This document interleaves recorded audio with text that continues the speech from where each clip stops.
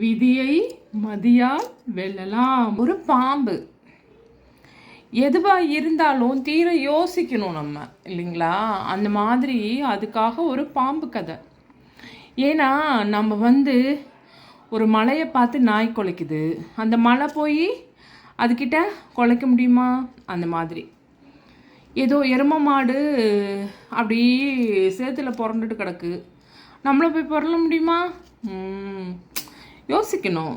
நம்மளால் இன்னொருத்தவங்களை எதிர்க்கிறோம்னாலும் யோசிக்கணும், அது நம்மளுக்கு தேவையா, அது எதுக்காக நம்ம செய்யணும் அப்படின்னு யோசிக்கணும்.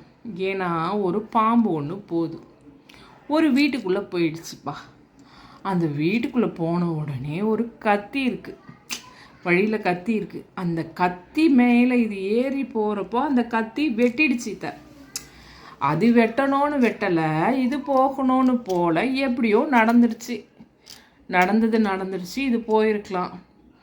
இது அறிவுத்தனமாக யோசிக்காமல், ஏய் என்னையா வெட்டின அப்படின்னு சொல்லி இப்படி போய் கொத்துச்சு. இப்படி போய் கொத்தோன்னு வாய் கிழிச்சிக்கிச்சு. அப்போன்னு பார்த்து சூரிய ஒளி அந்த கத்தியில் படுது. கத்தியில் பட்டோடனே ரிஃப்ளெக்ஷன் ஆகுது.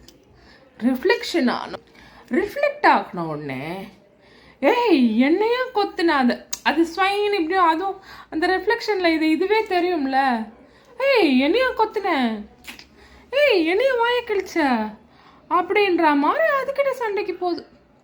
அப்பயும் இது யோசிக்கலை, போய் கட்டி புரண்டு அவ்வளோதான், துண்டு துண்டாக போச்சு. அப்படியே துண்டு துண்டாக போயிடுச்சு அந்த பாம்பு. என்ன பார்த்தீங்களா? எதுவாக இருந்தாலும் அது நம்ம போராடுறோமே, அது யார் என்ன நம்ம யோசிக்கணும்.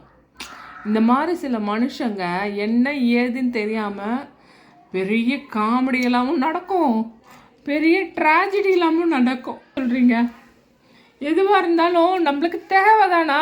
அந்த நேரத்துக்கு அந்த போராட்டம் தேவைதானா அப்படின்னு யோசிக்கணும்.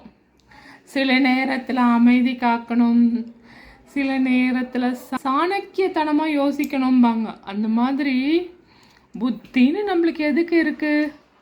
அந்த புத்தியை உபயோகித்து சமயோஜிதமாக நம்ம முடிவு பண்ணணும். எல்லாத்துக்கும் நம்ம ஒரே மாதிரி பண்ணோம்னா இதுதான் கதி. இந்த பாம்போட கதி தான் நமக்கு.